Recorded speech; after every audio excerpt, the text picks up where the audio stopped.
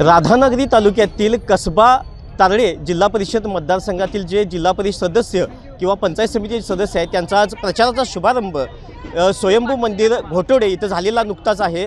या प्रचार शुभारंभासाठी वैद्यकीय शिक्षण मंत्री हसन मुश्रीफ स्वतः उपस्थित होते।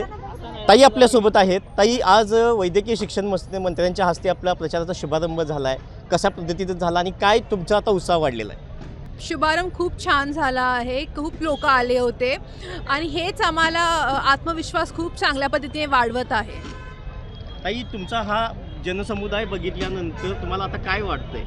विजयाच्या पर्यंत पोहोचाल असं वाटतंय का? 7 तारखेला आता फक्त गुलाल उडवायचं राहिलेलं आहे। गुलाल उडवायचा राहिलेला आहे।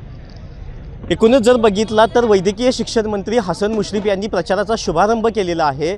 ताईंनी सांगितलेलं आहे की 7 तारखेला फक्त आता औपचारिकता राहिलेली आहे गुलाल उधळायची, अशा स्वरूपाची प्रतिक्रिया अमृता डोंगळे यांनी दिलेली आहे।